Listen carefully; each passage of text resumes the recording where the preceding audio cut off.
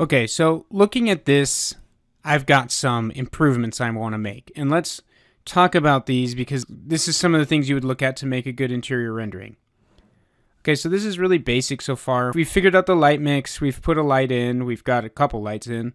We have our object that we're trying to take a picture of. We've messed with the camera settings a little bit and understand how depth of field works, which is doing a lot of work here and it helps a lot.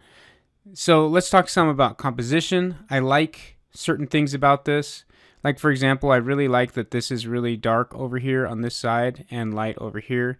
It really shows the form of that chair. What I don't like is this awkward, harsh shadow coming out here. Okay, so we can look at something for that. What I really am not liking is the guitar sitting there. Just this weird, and it's blurred out, but it's still just this dark line going up into a white space. So I'm trying to think about the balance of light and dark spaces here and the shapes that it's creating. Okay, and trying to keep things kind of in balance. So one thing that's going on, I mean, this is a heavier, visually heavy object over here because it's dark. There's this big dark line coming up here, which I'm okay with that because it's not super distracting. It's a straight line. Okay, the other thing I don't like that's going on in this scene is how shiny the leather is. So let's adjust that. Let's replace this guitar with some objects from Cosmos, get our depth of field going, get our light mix just how we want it, and then we'll call this shot good, this little kind of a vignette shot of just this chair. Okay, so let me make a few adjustments real quick.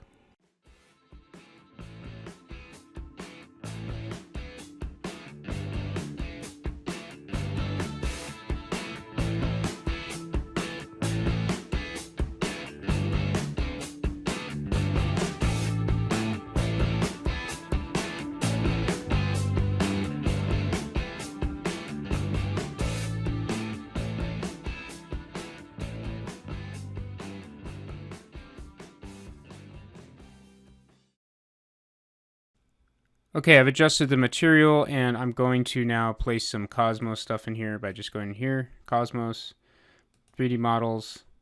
And the one thing I liked from here that's an accessory is this kind of basket of blankets. If I can find it again. Pillows, here we go. So it's all personal preference. It's just what you think you want there. There's lots of cool things in Cosmos. And of course I've shown before in other videos how to purchase things from my preferred places, Design Connected. This is coming in at 00 by the way, so you need to know where that is. Okay, I'm going to place this right here next to the chair, or maybe on the other side. So the cool thing about Cosmos is how you can just bring things in and place them and be like, oh yeah, that looks good. And you know, it's just kind of like dragging and dropping your stuff, but with really high quality things that look good just right away, just by dropping them in. Okay, I want to talk about composition here a little bit. I want to kind of adjust this and focus more on the chair. I don't think I like the square aspect ratio. So let's say an aspect ratio is a very important part of composition. Okay, so see, that already pulls you in tighter to the chair, which I think looks a little better. Maybe. Okay, so I'm using the pan camera, which is that, which keeps the camera in one place but looks in a different direction. Okay, I also use the orbit camera. Is that what I used, or did I use this? Truck camera. No, that's pan camera still. Truck camera. This is just moving your camera side to side, essentially. Orbit camera is keeping your target in one place and going around it. Right? Okay, I think this composition is a little bit better. It's pulled more in on the chair. We might be able to even... So this one is the dolly camera, just moving the camera forward and backwards. Trucking the camera. Okay, so once we move camera around and change our composition, we then need to make sure that our depth of field is still focused in the right place. And it mostly is. Yeah, we'll call that good and see what kind of results we get. Okay, so I'm really liking the glossiness of the leather a lot better now. And if you saw what I did, I just basically there was a map that was influencing the glossiness at 25%, and then the glossiness was set to a number of 0.85%.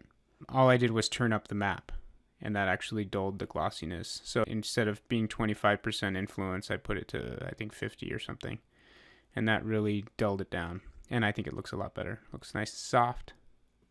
Okay, this is looking good. The only thing I don't like still is kind of the harsh lighting going on here, especially with that really warm lamp light. So I think what I might do is turn this light off, or at least way down. Okay, and then turn the sunset way up. So you can see how awesome and powerful light mix is. The only thing I'm not liking right now, but we're going to let it slide because we're going to move on to other things. But the only thing I don't like right now is this dark shape coming in here. I want that even brighter out there. Maybe if we turn up the sun even more. So that's starting to look pretty good. I love the depth of field going on. It might be a little exaggerated in this case. Not sure I like this reflection right here, but we're not going to get too picky about it for now. We can turn this light up and give a little more influence of lighting in here, but I don't think it's necessary. I mean, the outdoor light is doing the most work here, and that is okay. Maybe we want something different for our Cosmos object. Maybe we want it on this side. That's the nice thing with light mix and with Cosmos. It makes designing your scene, your rendering, kind of intuitive. You can easily change things. You can drag and drop things. You can change the lighting after the fact. All amazing tools. And as I've said in other lectures from other courses, this unlocks your creativity, right? It takes all the technical stuff out of the way and makes it so you're just designing a composition. You're acting like a photographer inside your scene. So to me, this really brings back the artistry, brings back the creativity, and gets some of that technical stuff of trying to import models and all that stuff. It just gets it out of the way. And of course, light mix, I can't say enough good things about light mix. It is my favorite upgrade to Vray by far for a long time. Okay, there it is. We'll keep letting that render. You can see the depth of field might be a little too heavy here because it's like we're focusing on this weird area back here. Maybe we'd want to focus more in this part of the chair. We're getting the basket fully in focus too. So that's something. Now, if you could change that after the fact in the frame buffer, that would be amazing. Because that's the one thing that you still have to kind of render and see if you like it. Changing that real time would be so awesome. Save me so much time. But as it is right now, we just kind of need to trial and error the depth of field and see what we think. I think if I was going to make this a really finished rendering, I'd go back and adjust it some more. But for now, we're going to call this one good. We'll let it render, and maybe we'll check out a little bit about how to post-process it, but also we're going to go on to other things, add more detail into our scene with Cosmos, and continue to find some good shots to take within our interior.